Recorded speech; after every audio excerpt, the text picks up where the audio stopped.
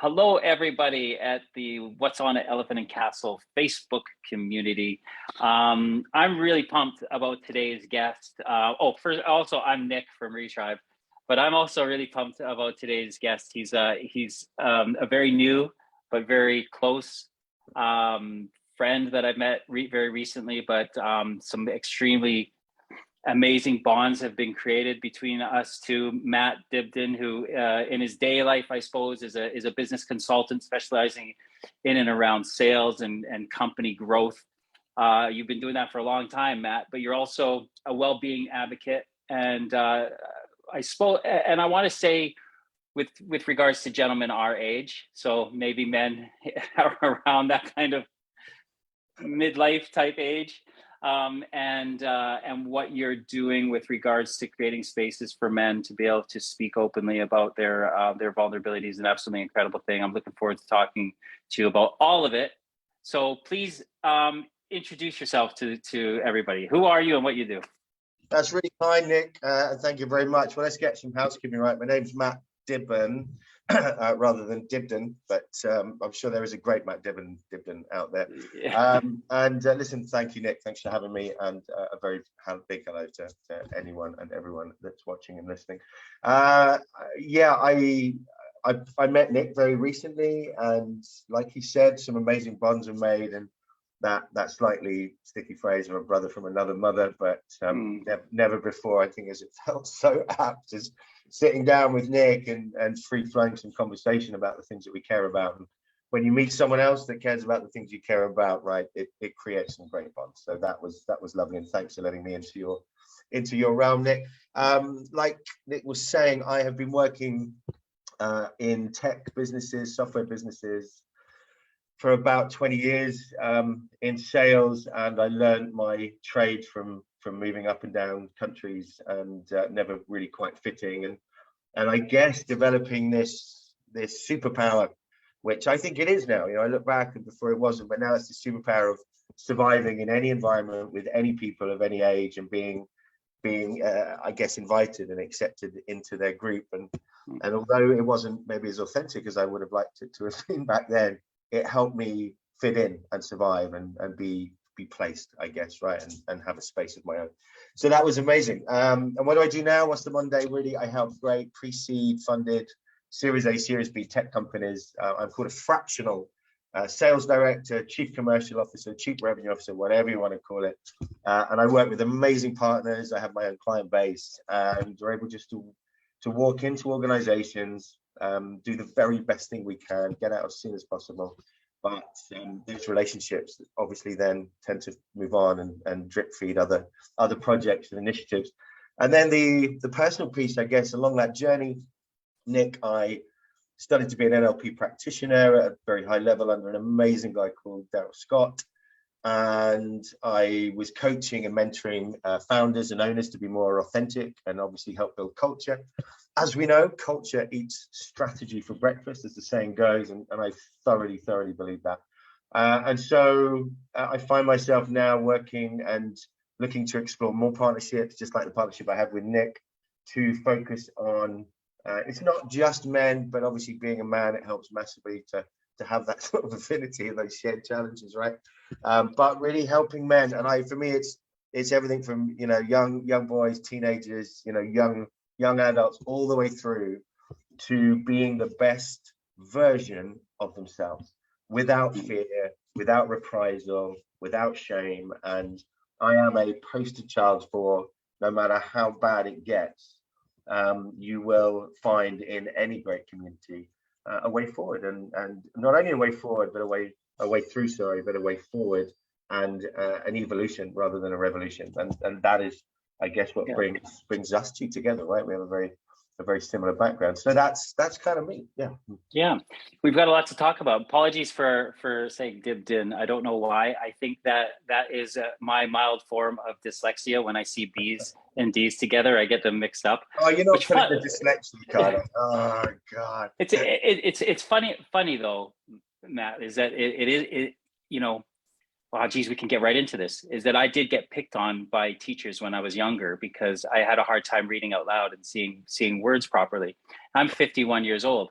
And that was something that was happening to me when I was 8, where a teacher would ridicule me live in a classroom with all of my peers because I wasn't too good at reading, because I did have a hard time with putting things together. I ended up getting a degree in English literature and history, and I've overcome a lot of that. But it's funny how, some of the things that can happen to us when we're younger really do affect, us even at an older age, where we actually, to this day, I do have a hard time reading out loud if I have to read off of a script or something like that. And I think that's more kind of on a conversation that I wanted to kind of get to in a little bit around vulnerability and around growing up as young men in the ages that we grew up, and these ideas of what it's like to be real men, and how what you're doing is challenging that, and so that we can create spaces for men and women to challenge kind of the ways that we were brought up with, but also things that happened to us in the time when those things weren't understood, either in education or in sports culture, and it can leave some kind of trauma on people. So I suppose we'll just pack that up to the side for a little bit, because what I really want to talk to you about is, like, you go into companies, and as a consultant or as someone who's looking at fractional growth and these terms that really are kind of above my pay grade, I don't really understand it all, because I've always just been a guy who's run a business and just done the best that I could to run a business. But how do you find it now, especially in these challenging times where people are spending so much time running their business and trying to make the widgets or whatever they do, but they're forgetting about the structural, the organizational side of things, the sales, the pipelines, the marketing, and that alongside with the time that we're in a time of extreme growth and change in corporate cultures. So, I mean, how are people reaching out to you with these difficulties? Like, it must take a lot for a founder or for a CEO or an MD to actually go, we've got some issues here. We need to reach out to people. What percentage of companies are actually reaching out to people like you, and how many are actually just taking it on their shoulders as a burden of things that they have to fix themselves? Yeah, it's a great question. And it's one we've got to sort of reframe and turn around and present from another way. So often in life, if we just tilt our head slightly, right, we get a very, very different view on the same point that's quite a long way away. But here, it's one thing here, and we start getting a different view, and we start getting a different sense of what, the causality is of these moments. So you said quite an interesting thing there. Now, if we look at it another way, companies will reach out to people like me or organizations and say, we have a singular problem that we need to solve, right? So in my case, it might be, we've had a drop off in sales, we've lost a sales director or a CRO, or we've never had one, and some big thing in the market has changed. Mm-hmm. It is almost never the cause of the underlying problem.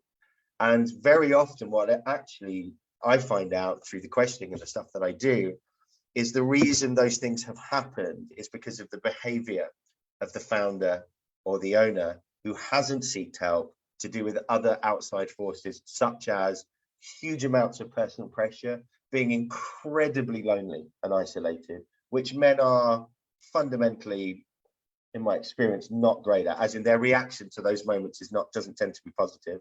This is where the drinking, this is where the gambling, this is where the poor sleep or the gaming or the whatever it else, as a coping mechanism. And the trouble with coping is an ongoing behavior, right? It doesn't solve something. You are coping. It's like spraying an atomizer on a large fire. It's like it'll still burn, right? But I'll just keep it at bay. And we don't want to get to that. So when I end up sitting down, and this is with leadership teams as a rule of thumb as well, you actually find out that what is missing is very often things like the why. What is the purpose of our business anymore? Why do we exist as an organization anymore? And if you don't know what that is, expecting a great or a terrible employee to come to work and to give you their best, because they don't know, they've lost direction. And everybody needs a sense of purpose. And some people will often suggest, I don't think I do, but we do things with purpose, right? And things with purpose have an outcome to them, and that outcome will have a synergy with our moral code, our sense of well-being, whatever it might be.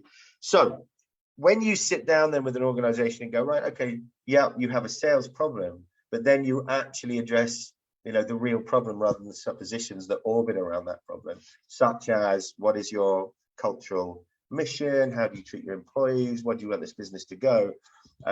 When you solve that problem or work on that problem, the business owner has all the answers because it's their business. You're not solving their problem, you are just guiding them and asking them better questions about their business. And I can't walk into a guy that's worked on a business for 12 years and say, this is what you should do in your business. Nobody can. There are some basic fundamental yes and no's to what I do and how I know things work. But when you get down to it and you start working on the person and working on the business rather than working in the business, you then get a business owner to flourish and become the best of themselves. And then everybody around them will have synergy with that, because it's ultimately, a founder is a leader. And people want to be led, they want to be inspired, and they want to have a cause. And so that is where I end up doing my work, but that is not why I'm invited in to do the work.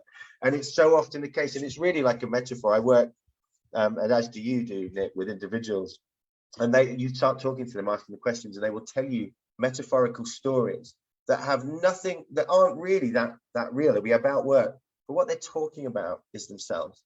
They're talking about the challenges they're having, because it's so hard just to say this stuff out loud, and it shouldn't be, but it is. And as we know, so much successful care is from being able to say something out loud, something really true and vulnerable out loud. That's it.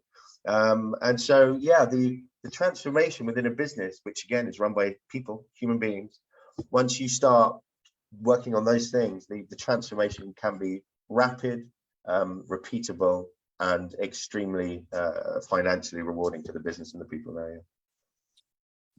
So Matt, I started my first business back in 1996, and it was with a business partner who was a vice chairman of Morgan Stanley. I was an ice hockey player, playing hockey with his team, and I mean, this was a man who has got wealth and success and abundance at the heights that I can never even imagine. And he gave me certain things and tips and tools on how to run a business and how to manage people. And then I started working for another company, and they had this ethos of like, if you're not at your desk at 8:30 in the morning, and your clients are at their desks at 9, then you're not succeeding because you're not beating your clients, to the punch. So it was all competition.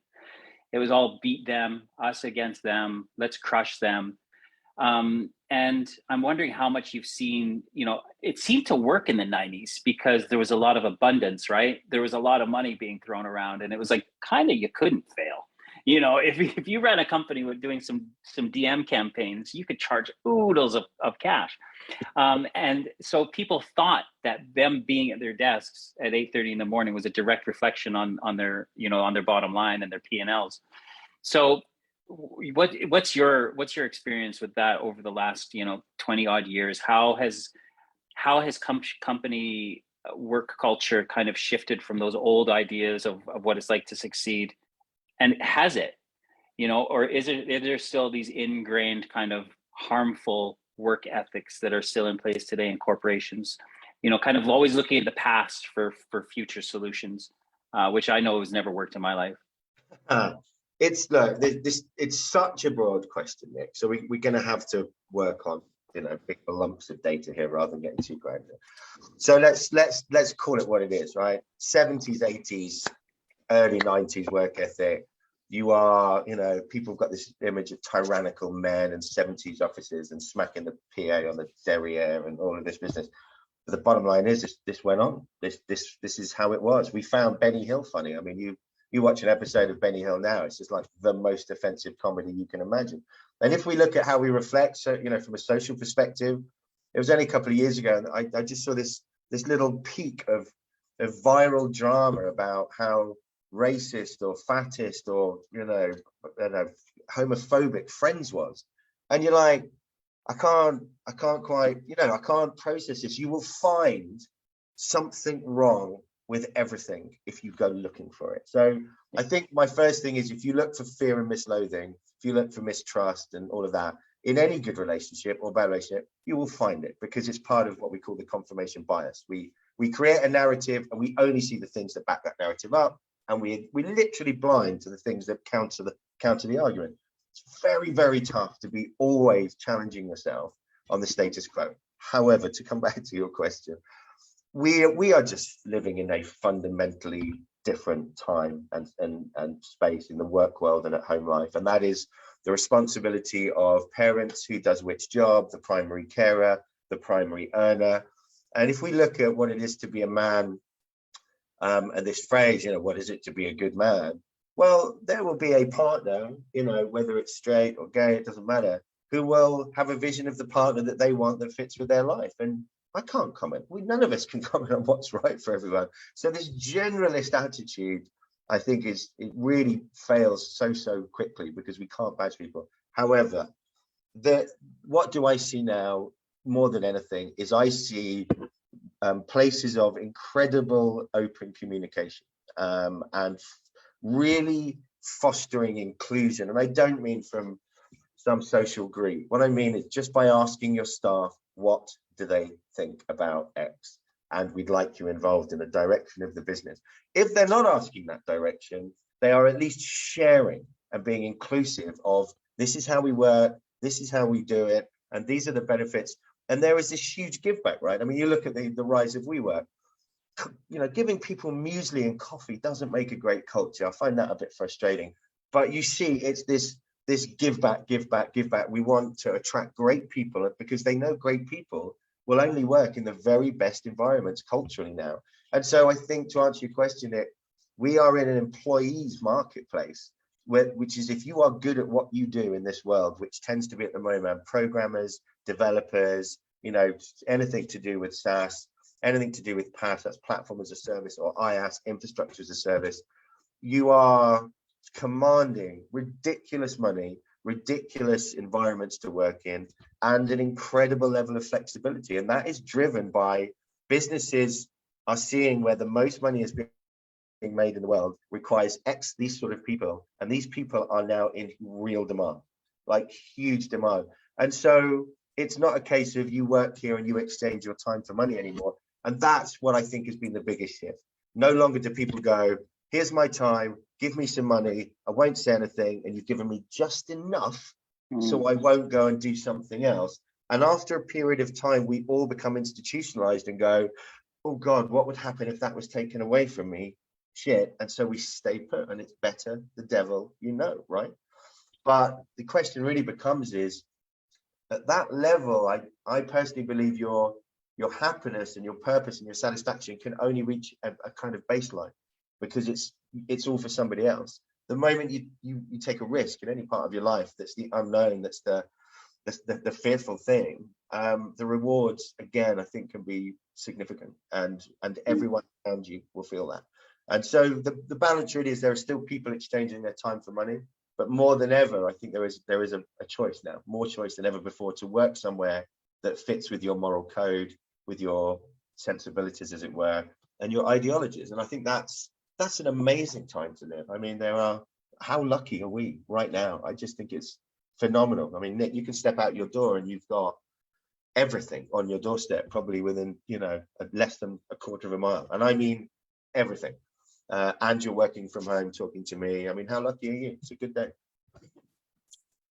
It is a good day. The sun is shining, and I literally do have everything, especially food, on my doorstep, which can be a good thing, but also a very bad, very bad thing for the waistline.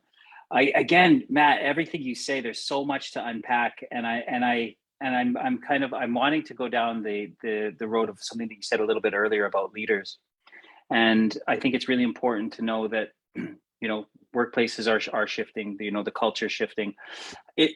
Some of the things that you were saying too, in terms of, people being at work just for the paycheck, and so many people saying, I don't want that anymore. I want to be able to have purpose at work. And having purpose at work, I think, is a word that you talked about a little bit earlier, is leadership. And any workplace, like you say, there's CEOs, founders, senior leaders, managers, etc., that lead teams of people. And I'm interested to know, what do you think are the traits of a good leader today, in this changing landscape space of corporate culture? Yeah, I mean, again, a great one. It's I think there are different qualities that shine depending on the size of the business as well. Okay, because there are I'll give you a really good example. A large organization typically has what we would call huge amounts of unnecessary governance and procedure to activate an idea from a department to get it all the way through to X. Large companies take an immeasurable period of time to do research and development now. And they always have done. And they'll bring in a consultancy organization that will typically say, we're going to start in January, and by quarter 1, we'll do this, by quarter 2, and there is this approach that is so unbalanced, because by the time they get to the final launch in October, and it doesn't work, they have to go all the way back. So there is this ladder sort of mentality. Small businesses who have fleet of foot, who are very agile, and these are the businesses that have spearheaded rapid prototyping and 3D printing to get something off the ground. And they will work in what's a good way of putting it? They will work in sort of swim lanes. So they will do everything all at the same time, but in 1 month sprints. And so they'll do R&D, sales and marketing, and they'll go, how has it worked? Right, we need to up this lane, move this lane, move this lane. So by the end of the same 12-month period, with far less money, hugely reduced risk, and much, much better outcome, they will deliver 1, 2, or 3 projects, rather than constantly living in this, what we call MVP, right, minimum viable product moment. And so to talk about culture of those 2 organizations, I'm going to concentrate on the sort of small, medium enterprise organizations, if that's okay, mainly because that's where my experience is. What are the leaders I see that I think struggle the most, and that's a good place to start, it's a good counterpoint, are those that are trying to do everything in their light, right, in their vista. And so they look at every department and every challenge and feel that by their involvement, they are somehow enhancing the experience of the employee and ultimately the customer by put their input in there. And in the early days, that's true, because, and this comes back to what you were saying, Nick, about your dyslexia and this labeling that happens. So a business owner, they start up with them and a friend, or however it is, they might get to 2, 3 people. But guess what? They've had to be the finance director, the marketing director, the sales director, the technical director, and so on. And no one ever stops them and goes, that's not your job anymore. So they employ the person whose job it is, find it very, very difficult just to hand over and go, ask for forgiveness, not for permission. It's one of my favorite phrases in small businesses, right? Is empower somebody to do it in their vision. Don't comment on it. It's not a committee, and just see what happens, because this is what I see that happens. This is the other side. So great business owner brings somebody in, like a new CTO. It's really scary. Certainly, someone on your board. They go, right, this is how we've done it so far. This is what I know works. Excuse me. And this is there you go. This is now yours. If you have any questions, my door's always open to you. Now, for me, that one moment there is I've handed this over to you. So this is trust engendered, not earned, engendered, right? Immediate. This is now yours. But my door is always open. I want you to come and talk to me. I never want you to feel like you can't ask me even the stupidest question. So then there's an openness and an empathy there, right? Immediately. And then last of all, you're building a culture of asking for forgiveness, which is about accountability. So if you provide a culture of accountability, people will relish in success and it will be recognized. And people will learn fast from failure because they are accountable for that failure.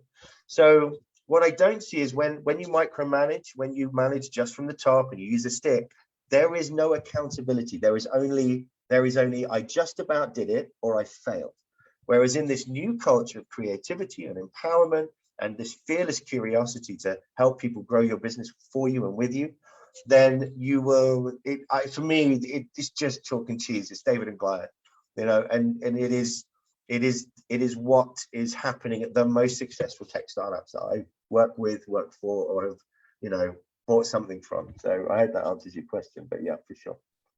Yeah, it does. It definitely does the whole shift of, like, instead of a power down culture, creating a power up culture. And I think that takes really brave leaders. I think it takes people who are very secure in themselves as a leader and as someone, who's been through some stuff. Because what I want to try to go to now, which is going to kind of, we've only got 45 minutes. I told you these fly by. So is around vulnerability as a leader. So I was always taught never to show weakness, never to ask for help, never to say sorry because you're admitting liability. Right. These kind of things that were taught to me as an athlete, but also in the corporate world.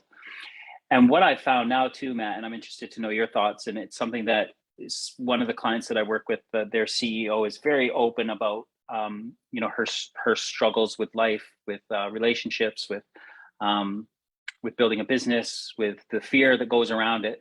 She's very open with her team of about 20 to 30 people. And the feedback has been, we will follow this person into the gates of anything, because they'll show up one day and just go, guys, having a bad day. I'm just going to step out of this. I need some time to kind of process what's happened to me in my personal life. And in doing so, everyone's like, oh, wow, that's happening to me too. Thank you for sharing, and how can I support you in any way? These bonds are kind of created around people expressing vulnerability, where I know now it's not a sign of weakness to be able to say that you're having a bad day and that you need some space or some time, to process something that's going on. And I just want to know your kind of thoughts around leadership and vulnerability. Yeah, thanks, Philip. Yeah, it's a great story. It's a really relevant one. That what you just said there is, I've seen this probably only a couple of times in the last year, and it's quite extreme, right? It's to take, if you've got a company of 20 people, they're not obviously all a board of directors, so you're going to have different levels in there, and it can be, you can't control how any of your staff are going to take that level of information, right? And they're not trained to do it. They don't know how to handle it. And if you've got a 22-year-old and you have a 50 or 40 or 38-year-old owner saying, you know what, I'm feeling like this, and it could be really quite overwhelming for some, and for others, they'll work it out and they'll think it's an amazing piece. This is my message, right? You can't control what people are how they're going to respond. End of story. It's not your job. And the more you try and control any of those things, the more you obsess about them and you ignore what is really powerful and what is really wonderful, because you become so utterly consumed with, the shame of what do people think of me. And so there is, we get this knee-jerk reaction, which is, right, I'm going to share everything now. And out it comes. And then you get people freaking out and they don't know what to do. And it changes the friendship or the dynamic with some, improves it with others.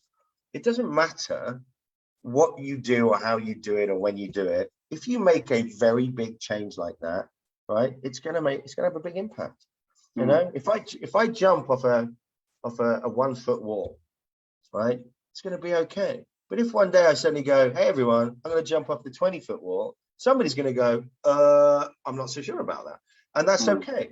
But you need to be, as a business leader, I think you've got to be really mindful of that, right? Number one. You are responsible, whether you like it or not, you are responsible for these people in some way, shape, or form. And so being mindful of your audience, which I think we can all do. If you run a business to 20 people, you know people in some way, shape, or form, and there's an audience. But what I do sit down with quite a lot of leaders and we talk about is how much of this information do you share? How much do you give of yourself? And this is what I say. The problem isn't how much do you share or don't share. The thing is are you sharing anything at all with anybody ever? Because if you're having that conversation with me in the way that is clearly you haven't done this, I think the first port of call we do is create, for once for a better word, Nick, a tribe, right? We create the beginnings of that inner circle, and that could be your board of directors. It could be your business partner. It could be your bank manager. It doesn't matter. But somebody where you can go, these are my biggest challenges right now. And because those challenges will be having almost certainly a negative impact somewhere. So it makes sense to do it. If your bottom line was not hitting the mark, you do something about it, right? If your car breaks down or starts smoking or starts, you go and do something about it. You do preventative measures. We try. So what I say to leaders is, why don't we get into this preventative state of thinking rather than this reactionary state? Because it's one, harder to fix a problem that's already happened and is complete. So my car goes bang, my teeth cracks in half, my back, cracks open, whatever it is. It's now a long road to recovery, emotionally and physically, and it will take time and money and resources. Whereas if we are constantly, and I have this phrase I use a lot, which is finding space to check in with yourself far more regularly. How am I feeling today? What do I need to communicate today? What are my top 3 things that I want to get done today? And just bringing it all down. And there's a great phrase, right? Most of us, we chunk up or we chunk down. So we'll tell a story and we make something much, much bigger or much, much smaller. When we're in a really difficult position, we do exactly the opposite. So I'll give you an example, Nick. I am someone that waves my hands about and I'll talk about a big idea somewhere off in the future, right? So I chunk up. When I'm stressed, even my body language, I chunk down and I start looking at all the detail. You'll see me at my desk with a pen and I'm like crouched about this far off the paper, like writing notes, because I put all of my world in and I've chunked down. So whatever your natural state is, your happy state, you will do the opposite when you're miserable. So again, by getting people to understand things like this and check in with themselves. So we go, when I've got a really creative business owner and he is going, right, I've got this to do and I've got that, and we just said, right, stop. I said, what is the one thing we can do today that will service all of those moments? And you will get an answer, and it'll be along the lines of, well, I need to remove these 12 to-do lists that I've now written and concentrate on communicating the latest figures to the CFO, because he's been asking for it for 2 weeks and I just haven't done it. Right. So we've taken all the little problems and we've chunked them back up, and you'll just see someone come into their natural state again. So it's about getting people in their performance state. And it's about using some of the techniques that we use in CBT and NLP and coaching, but making it as, I guess, holistic for that business owner as is possible. And for some business owners, that will be sharing with one or two. And for some, it'll be, do you know what? I'm just going to let it all on the table. But know your audience and check in with yourself. And I think that's a great start. I think I really like the fact that you say that people react to things differently. I think that knowing that, what that says to me is that there are all different personalities. People all have different things that they're bringing into the office. I kind of refer to a human being as like a comet, where you see the bright bit walking into a room, but you don't really kind of pay attention to the trail and the dust of resentments and fears and fights and bereavements and all the things that an individual goes through in life that they carry into the office with them. We don't see that. Nope. All we see is the performance side of things, whereas this is you showing up here, and I think that a lot of people, and I think this is what makes a really good leader to me, is people who can see that tail and be at least empathetic or aware of it in some kind of other sense. And I really like the fact that you talk about, having kind of routines. And I think routines at the beginning of the day and the end of the day, they help me to open up, where I think of myself not so much as an individual, but as a collective part of humanity. And in doing so, it kind of makes me a little bit more sensitive towards people, and the fact that you can kind of sense when someone is having an off day. So I really like the fact that you say, and it is a practice, isn't it, Matt? I mean, it is something that you need to work at you can learn to become more empathetic. And I think that's a really good skill of a great leader. Can I share something, just one thing with you on this note? And yeah. Anyone that's listening to this, right? If you think, how do I do that? There's a really good way. And cartoonists are probably the people that do it the best. People that write cartoons used to draw the old animations, and they could take an animated alarm clock, and you would know if it was sad, if it was thinking, if it's happy, joyous, in love. Not human, a animated alarm clock or a wardrobe or a mop or a mouse or a deer. And they do this because they were some of the creative people, and certainly animators, are so observant about what's going on here. And we have stopped doing that because we're talking, and I really mean this, there is a blindness. People don't see the little tapes, the little tells that people give away. And some of them aren't even subtle. And what we've stopped doing is seeing those moments, and instead of thinking about us, and just asking one question, one great question. How are you? Right. So what you were saying about employee happiness, here's a great one. If you work with anyone for more than a week, you'll get a sense of them, right? You'll get a sense of the way they walk in a room, the way they hold themselves. And you get somebody walks in a room one day who you know really well, and they go, "Hey, how was your weekend? How was it?" And they're like, "Yeah, pretty good, man. Yeah, you how's stuff with you? Okay?"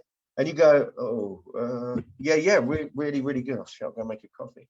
Why not just take that moment and go, "That doesn't sound that great, you know, how are you? I just ask the same question again, how are you?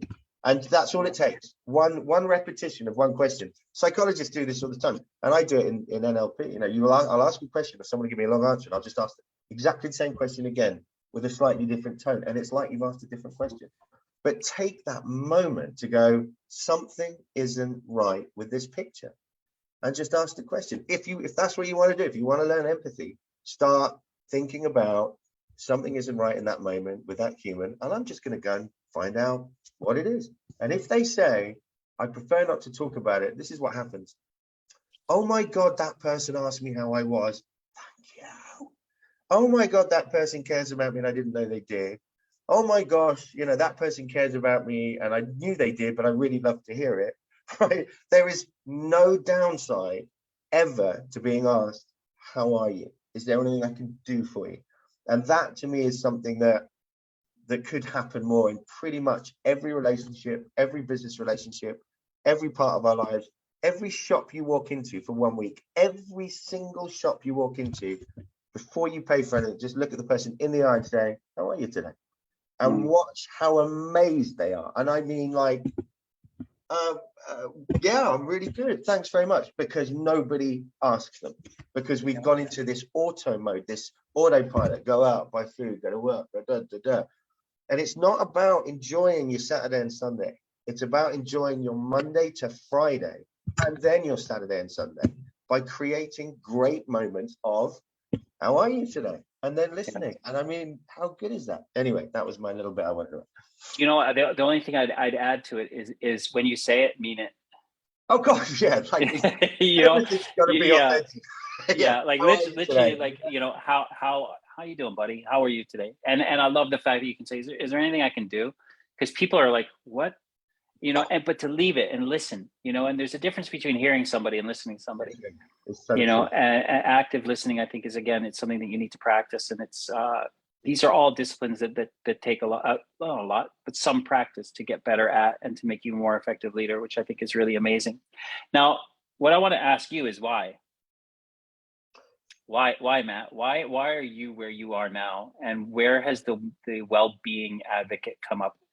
Why did that happen? When did it happen in your life? Why can't you just be a fractional sales expert and help companies grow and make a lot of money and do that? What's why, Matt? Why? Yeah, it's a good question. Nice, easy one. Thanks, Nick, for landing that on me. Good question, buddy. Yeah, there's a lot of moments, but I'll try and get them into something very short and very succinct. So I've lost some people in my life, and a couple of those people have been through suicide, and like really shocking, really unexpected, right? Really unexpected. And you take a phone call and it's, you know, someone close to me just screaming and bawling down the phone, and then I've got to explain to my two kids who are 8 and 6 what's happened to, you know, their favorite uncle, and, you know, etc., etc. And I've had parts of my life completely unpicked because of somebody I couldn't help had manic depression, postnatal depression, or bipolar, you know, and that one of those is including my dad, who would, you know, regularly tell me he was, you know, thinking about taking his own life, and that went on for years and years and years, and you kind of become desensitized to it in the weirdest way. It's just noise, it's just words that come out, and then I started to develop an ear for, I guess, that where I started to hear the music in the noise. I didn't always like the music, but you know, things started to make sense to me, and so I've always been very curious, like very curious, and I've always done that without any fear of any retribution of asking great questions. And it's probably why I do the job I do. I ask lots of good open questions. I listen intently because I just want to learn and learn, and that's how I learn. I find it very difficult from textbooks. I have to want to be in the moment. And so that led me on to looking at coaching and studying NLP and CBT, and at the same time I was sort of self-reading about philosophy and stoicism, and sort of trying to find a counterpoint for religion, which is a thing in my family that kind of divided, you know, a lot of people for a lot of time. And I guess, you know, this kind of grew and grew and grew. But leading up to the life that was lost in the family, that was a massive moment, because I knew I had the power from lots of little moments, and I mean lots of little moments. I knew I had the power. I knew I could do something much, much better than I was doing to help somebody make a better decision, right? And I guess that's the best way I can do it. I could sit with people, I could talk, I could share, I could resonate with just about anyone and empathize with them really authentically because I really did care. But keep enough empathy back, or make sure the empathy didn't overspill into and me and so am I, because that doesn't help anyone, right? We think it does, it really doesn't. So to be able to just say, talk to me, you can talk to me, and you know what? I'm so sorry you've been through that, and is there anything I can do? That really started something quite special. So I studied under this guy called Darryl Scott, who I think is probably one of the most genuinely life-affirming, life-changing, life-transforming human beings on the planet. And he took me under his wing for probably a year, and then I went and did a fully blown course on NLP, all practical, like 12 weeks, every day. It was really, really full on. Had my own moments, my own absolute kind of breakdowns, but boy, did I come out of it with a new sense of ability of what I can do. And so then I started doing it. I started helping people with addiction and compulsion, depression, people with marriage difficulties, relationship problems. And I was doing it broadly for free, sometimes for a charge. And it just gave me such a huge sense of satisfaction there. Like I genuinely had an epiphany moment. I found my purpose. And then I kind of went back to work and it died a bit. So I was like, okay, I'm refreshed. I want to go back to work. What I didn't realize was it was never going away. All I've done is told it to be quiet and sit in the corner for a little while. And it just goes, me, puts its hand up. And so back in January, I went on a holiday with four friends, with golf holiday, all from the most completely ends of the scale from social backgrounds. And all of us came back and were like, this might be the best holiday I've ever been on. And that was every single one in that room, ever, in their entire lives. And all it was, Nick, was every night there was no TV on, and we just sat on this balcony overlooking this harbor, and we just started really talking. And I mean, just talking and openly. And there were tears, right? There were, it didn't turn out like some hippie commune. There just were moments in the night where one guy was telling a story about a friend, and he would just break down. And everyone just sat there and was totally comfortable with it. And so were they. And I just came back. This was this year. And I came back and went, I need to now do this. This is really now what I want to do with the rest of my life. And I came up with a phrase, which is, I can create amazing spaces for great things to happen. And so it went on. And last Thursday, you were there. We hosted an event called Campfire with 12 guys in midlife, and they all came along. Great. It was founded originally by a guy called Andrew Weinstein, and it had lost some fervor, and we've relit that up together. And Nick, obviously through there, I meet you, and I think we're going to do some great stuff together. And my ultimate dream is to stop doing everything I'm doing over a period of time and be able to go, this is now what I do full time for a living. And if that's my lot for the rest of my life, and I can help one life a year, and I mean a life in some way, then that's a life worth living. That's where I'm at. Yeah, it's beautiful. And I think that life is a journey. And I think that because we get pigeonholed by cultural and social ideologies when we're younger, especially, I don't want to say especially, but I know it definitely when I was growing up in the 70s and 80s, it was like, go to university, become a doctor, a lawyer, a teacher, an accountant, the top kind of 4 or 5, get married to your college sweetheart, have a 2.4 children, house, white picket fence, then you are successful. And there was all of these things that were put upon you to be successful. And what I found in my journey is that even when I had those things, the exteriors where you would have thought Nick looks successful, inside there was just this emptiness. And I describe emptiness as just a loneliness. Yeah. And what I've learned in my time now is someone who's experienced loneliness at some very, very, very dark levels, the dark night of the soul type levels, is that the antidote to loneliness was purpose. Mm. I know the opposite of addiction is connection.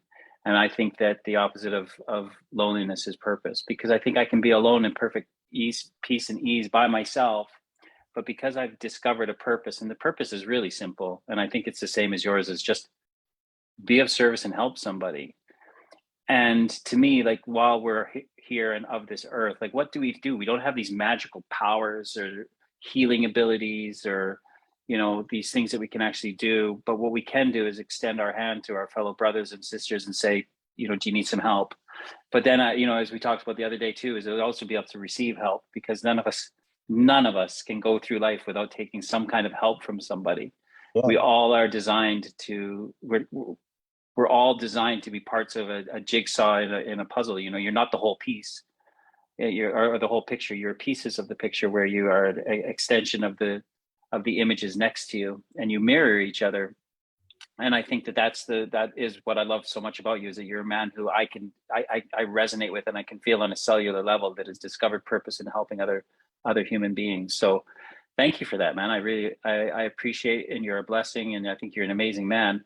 And we've run out of time. So is there anything you'd like to add? I'm very, you know, perhaps you can kind of give your details out if people need to get in touch with you, or you can just give them to me and I can put them on Facebook. But you know, what are the next kind of couple of months for you, and your purpose and what you're looking for? Yeah, sure. And look, thanks Nick for just having me on. And you know, life's just getting better every time I reach out and accept some help and do exactly what you just said. Right, it's a self-fulfilling prophecy. It's one of those wonderful things.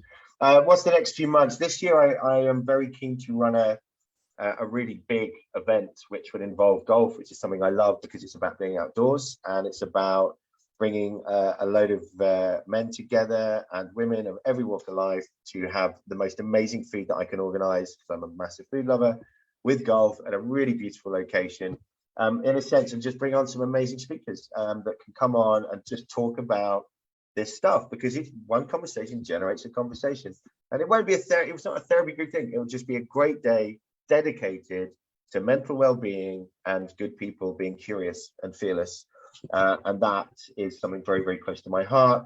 We're going to hope to build some more businesses, but I want to meet new partners, find new places where I can help them and their business and their operations in this world that we're talking about, rather than the straight sort of tech world. And I love meeting new people and new connections. Best way to do is probably LinkedIn/Matt Dibben. And I will give Nick some more details as well, so you can reach out and say hi. Yeah. But yeah, that's it. Thanks again for having me. Matt Dibben, thank you so much for being here. Thanks everybody for joining us. I'll place some links in the Facebook page in the chat of Matt's details. Again, thank you for joining us. And if anything that Matt or I have said that's resonated with you in any way, or kind of like just stirred the guts, then please feel free to reach out. And don't forget, on Thursday, I'm doing a Tough Through Tender gathering as well. And maybe we can talk about some of the subjects that were talked about today. So thanks everybody for joining us, and we'll see you later. Matt, thanks, brother. Everybody, be good, be well. Bye.